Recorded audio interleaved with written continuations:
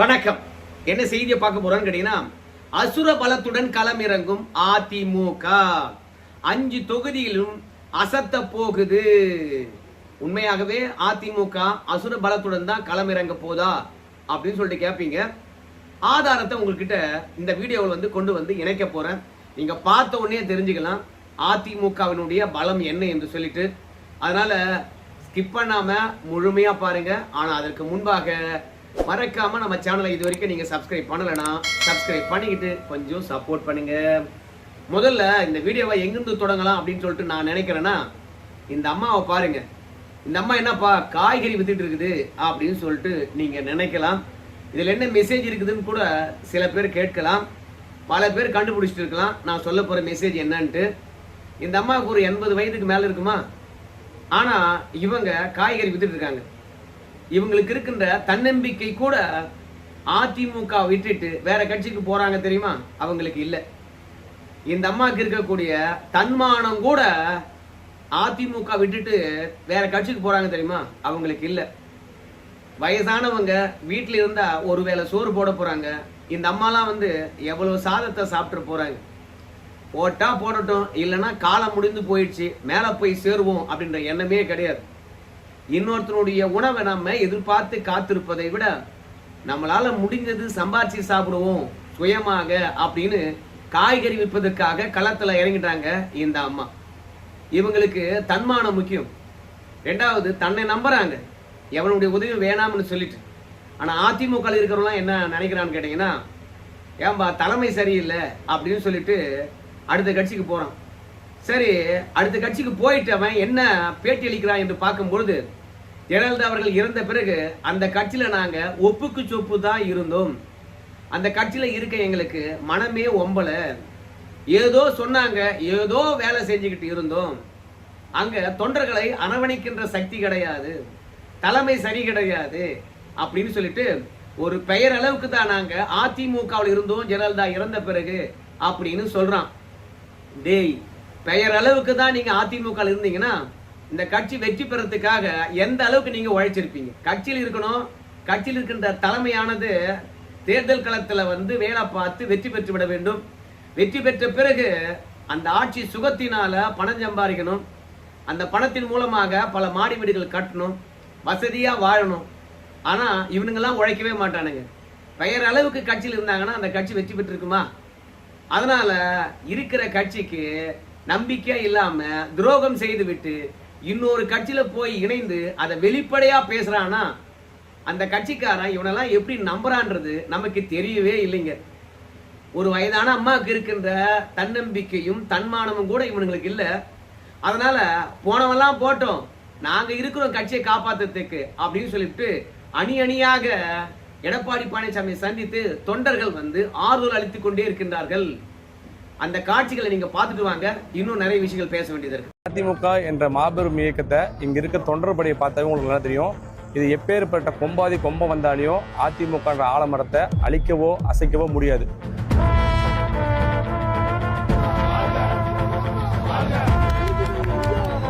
அதிமுகவை அழிக்க முடியாது. ஏன்னா இது தொண்டர்களுடைய கட்சி. அதிமுகவுல எப்பா நான் இருக்க மாட்டேன்பா அப்படின்னு சொல்லிட்டு போறவன்லாம் பாத்தீங்கன்னா 3 முறை எம்எல்ஏவா இருப்பான், 2 முறை எம்எல்ஏவா இருந்தவனா இருப்பான், 2 முறை அமைச்சரா இருந்தவனா இருப்பான், இல்ல போனவன் அத்தனை பேரும் மாவட்ட செயலாளர் இருந்திருப்பான், வாரிய தலைவர் பதவியில இருந்து சும்மா வாரி சுருட்டி இருப்பான். அவன் மட்டும்தான் இன்னைக்கு அதிமுகவை விட்டு போயிருப்பான். ஏன்னா பதவி இல்லாம வருமானம் இல்லாம அவனால இருக்க முடியல. ஆனா நீங்க பார்த்த வீடியோவில் எத்தனை தொண்டர்கள் ஆர்ப்பரித்தார்கள். அந்த தொண்டர்கள் என்ன பதவியை அனுபவிச்சாங்க, எந்த பலனை அனுபவிச்சாங்க, எதுவுமே கிடையாது.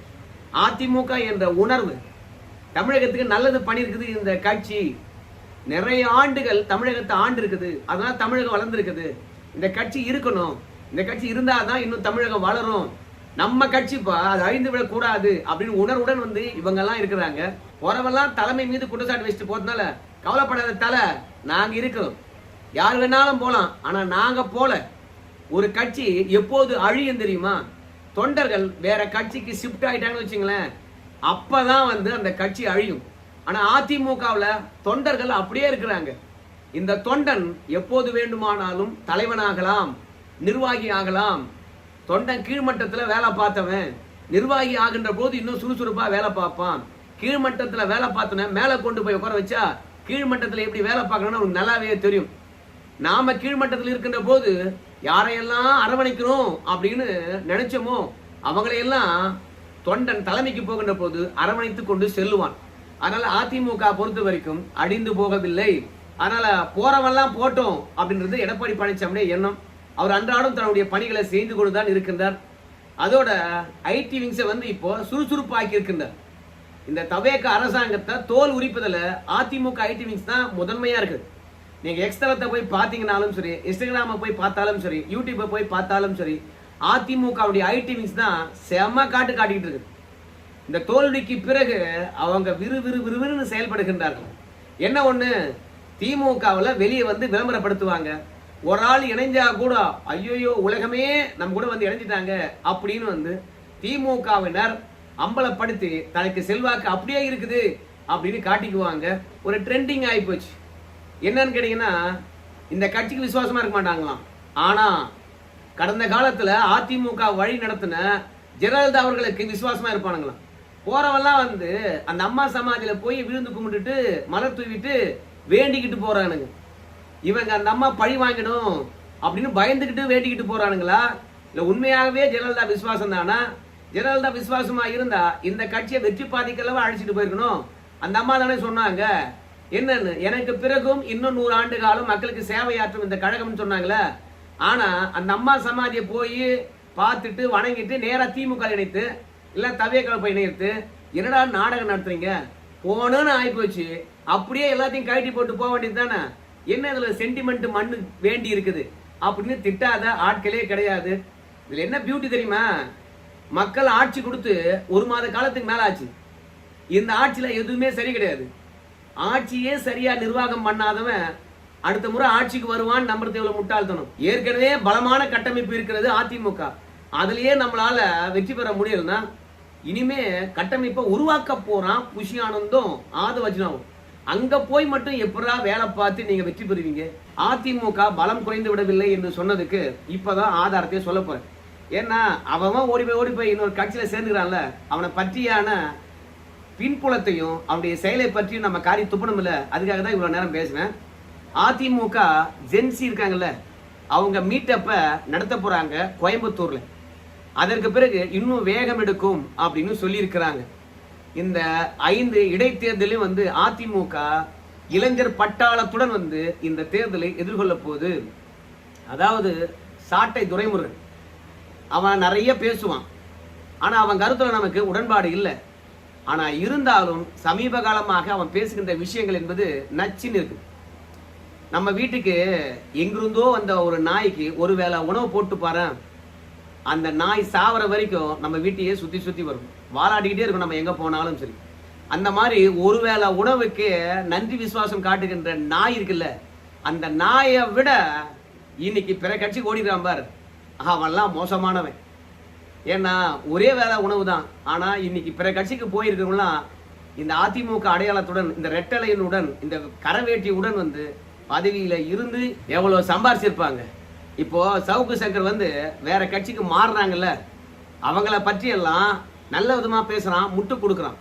என்ன சொல்றான்னு கேட்டீங்கன்னா, ஐயா ஒவ்வொரு வேட்பாளரும் 5 கோடி செலவு பண்ணிட்டு கடல்ல இருக்கான் தெரியுமா, இது எடப்பாடி பழனிசாமி புரிஞ்சுக்கணும். ஏன் சொல்றான் தெரியுமா சவுக்கு சங்கர் இந்த விஷயத்த? தவேகாவுக்கு ஆதரவளித்தா தவேகாக்காரன் வாங்கின கடத்தை அடிச்சிடுவானா, பதவி கொடுத்துருப்பானா, அது மூலம் சம்பாதிக்கலாமா? ஏண்டா இன்னைக்கு தேர்தலில் நின்று 5 கோடி கடன் ஆகி போச்சுன்னு சொல்லிட்டு கத்துறீங்கல்ல, ஆனால் நீங்க அமைச்சராகவோ இல்ல சட்டமன்ற உறுப்பினராகவோ இல்ல வாரிய தலைவராகவோ இல்ல எம்பியாகவோ இருந்து கோடியா சம்பாதிக்கின்ற போது எவங்கிட்ட கொடுத்தீங்க சொல்லுங்க பார்க்கலாம். சம்பாதிக்கின்ற போது நீங்க வச்சுக்கிட்டீங்க, செலவு பண்ணும்போது செலவு பண்ண வேண்டியதுதான்.